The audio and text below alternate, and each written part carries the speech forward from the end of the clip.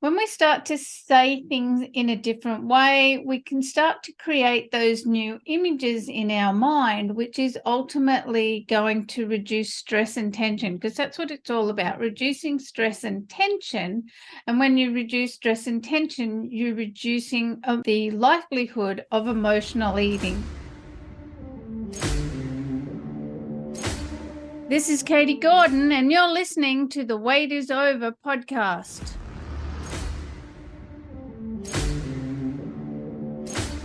Welcome, health and freedom seekers. Sit back and relax as you come on this journey of overcoming obstacles so you can lose weight, gain health, and live the life you've been looking for.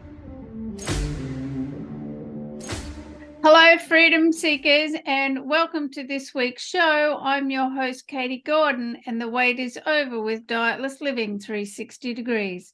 There's no recipes, food regimes, or exercise programs to follow. This is simply about how to take your life back, about how to take control.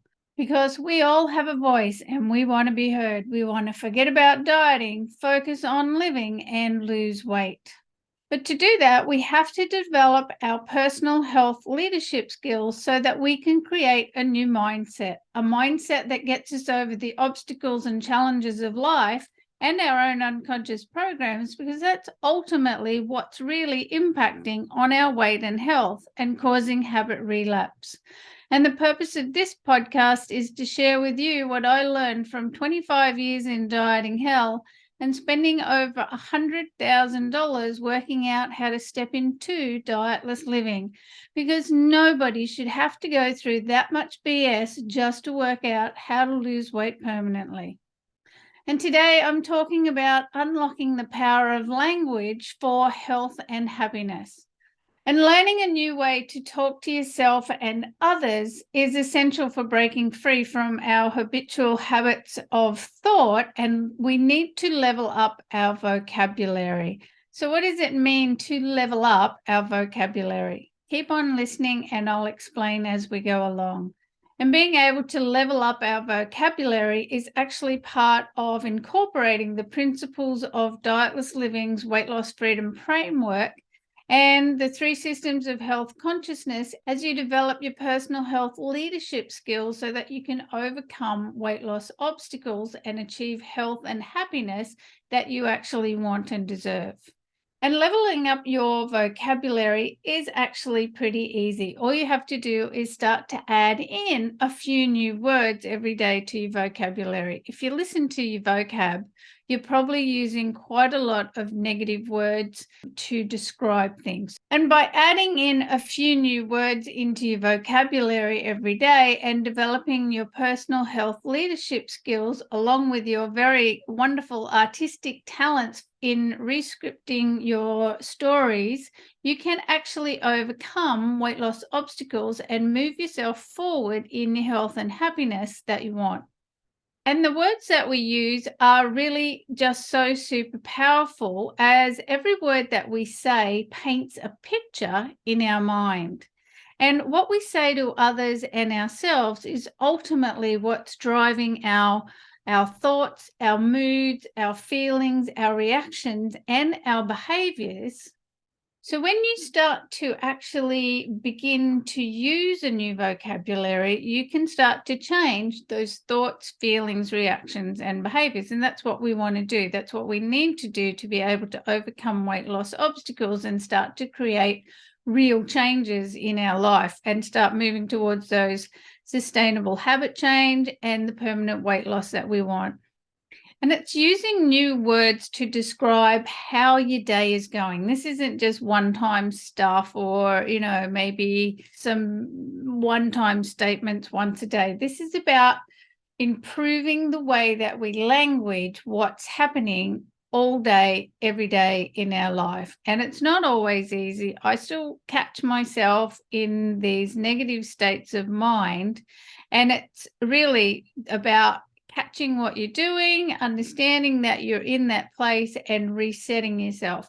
But having a vocabulary list, being able to draw on the words that you need is very important, because as I've said before, we just don't have a very good positive vocabulary. So we need to build that vocabulary to be able to start this process of changing the way we say what we're doing.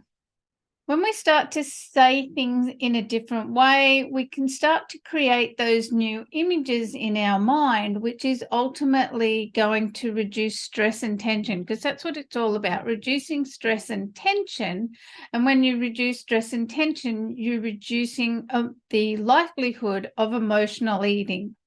There are other aspects that contribute to emotional eating, but step one, it really does make sense, is to reduce your stress and anxiety, reduce tension in the body. And we do that really through changing our vocabulary, which changes those pictures in our head. We can be walking around with images in our mind of things that are alarming to our unconscious mind, which creates more stress and tension, or we can walk around with images that either are neutral or a bit more feeling of calm or relaxation, or even just feelings that are, even if we can get there, a little lighter, a little more playful. Not always easy, I know that. Life doesn't work that way for us, but this is where we're heading, is with this relanguaging of ourselves. So just start to think about the stories that you tell yourself and others. What kind of feelings do they leave you with? Do you feel, are you having feelings of happiness and security, comfort, love and appreciation? Do they motivate you in positive, healthy ways? If they don't, then it's really time to start telling a story that does. And let's face it, telling a happier story is actually a lot more pleasurable than telling a negative story. And I really do want to be clear here. We're not just talking about positive thinking or positive affirmations. What I'm really talking about here is correcting thinking, correcting our thoughts, because there's so many more ways to see things than the way that we do. And we've just locked ourselves into a little bit of a corner with this negative perspective that we have. And to be fair, that all does come from our unconscious mind, and we need to re-language our unconscious mind. And that is not an easy task. But it is possible, but it is also something that we have to work at forevermore, because this is naturally how we are.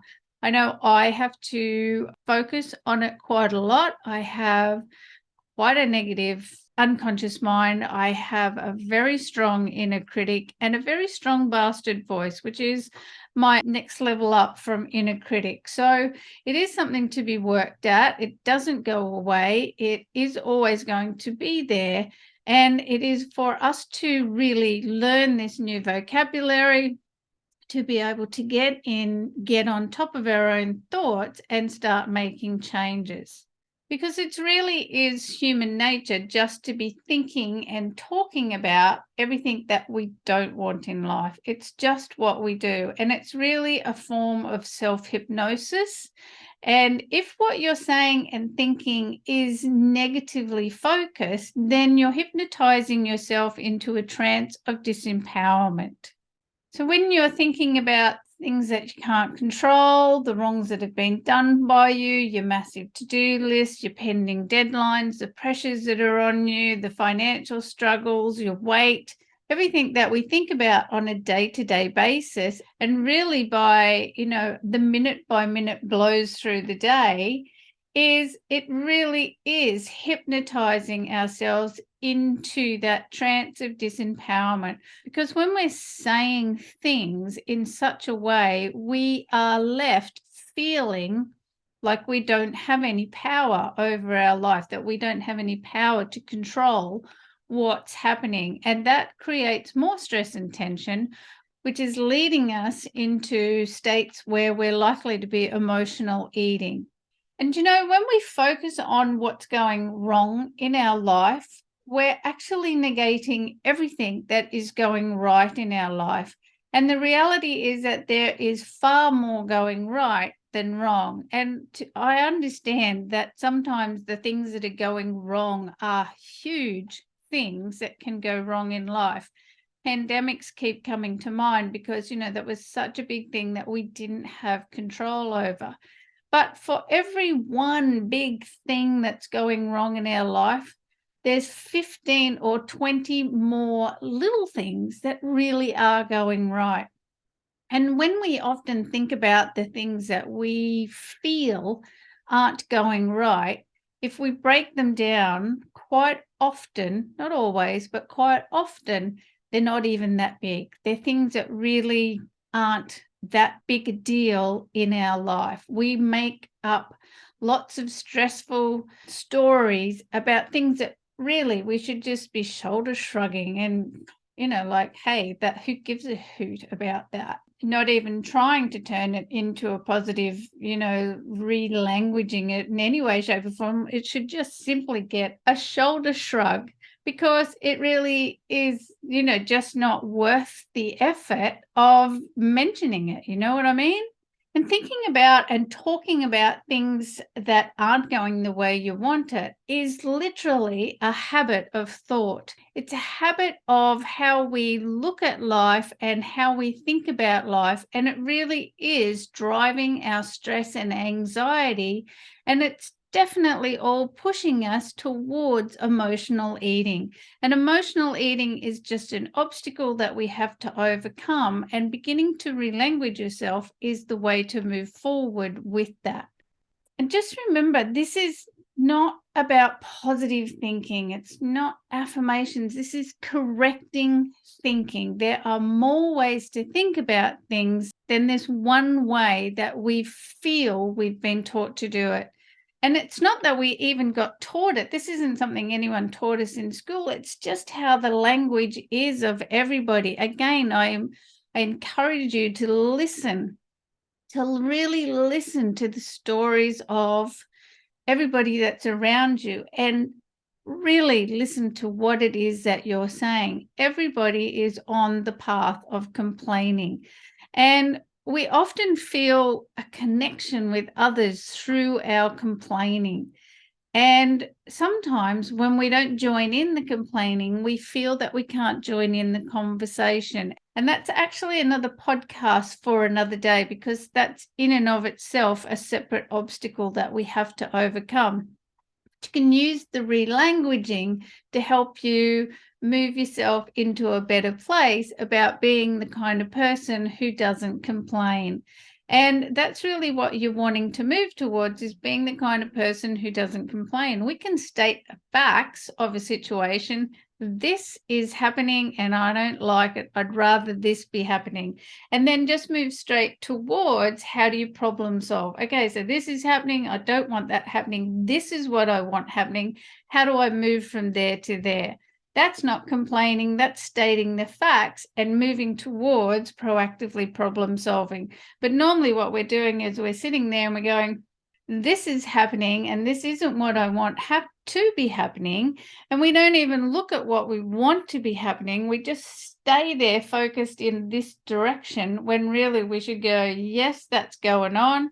This is what I'd rather be happening. How do I get from there to there?